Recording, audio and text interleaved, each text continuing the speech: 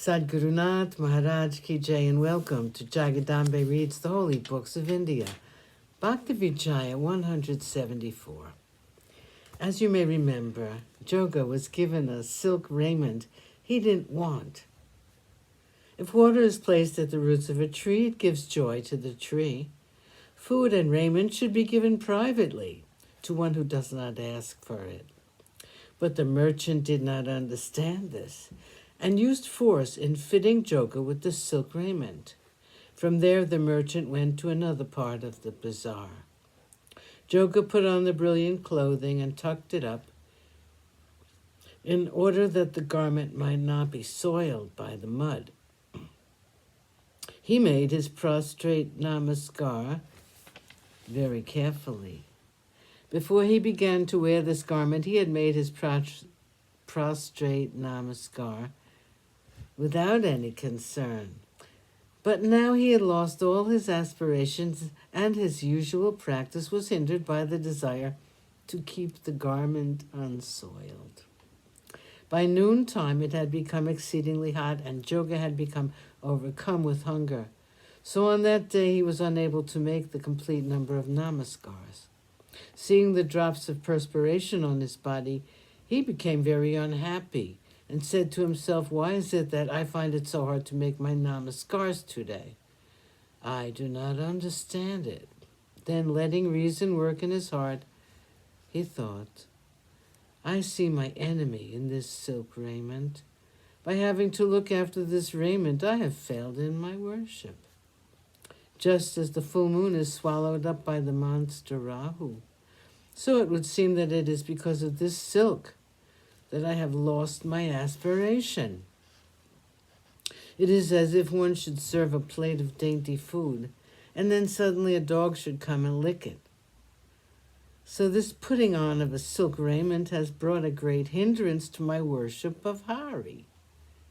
As if a pimpal tree planted on the bank of the Ganges should be uprooted by a great gust of wind, so it seems to me that it is this silk raiment that has become my enemy. Or as if a farmer should raise a crop on his land, then suddenly there should fall upon it a swarm of locusts. So this silk raiment has become a hindrance to my good deeds. Or as while a sannyasi is performing his austerities, there is suddenly sent to him some food from the king. So this silk raiment has become an enemy to my devotion. I wonder how this wrong was committed by me. What shall I do to punish my body? I will at once go into the forest and surround myself with 5 fires. Or I will burn myself with fire. Or I will go and sit alone in the mountains. Or I will go at once and perform the 8-fold yoga. Or I will go to the junction of the 3 great rivers, Ganga, Yamuna, and Saraswati, and there put my body to the saw.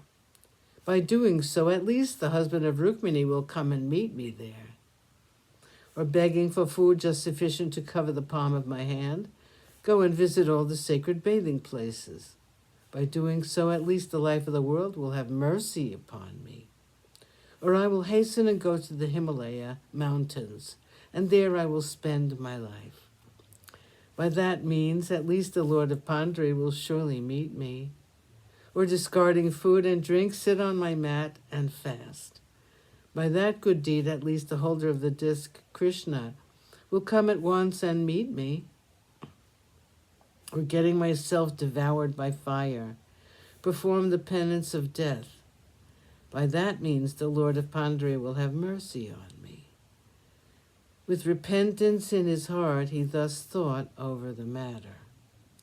Then he went outside the temple and sat down. Joga's self-inflicted suffering.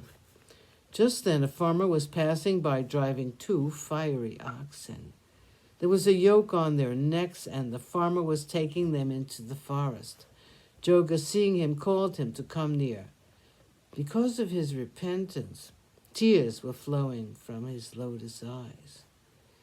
He then said to the farmer, "Give me these 2 oxen." Sadgurunath Maharaj Ki Jai. Thank you for coming. I hope you come again.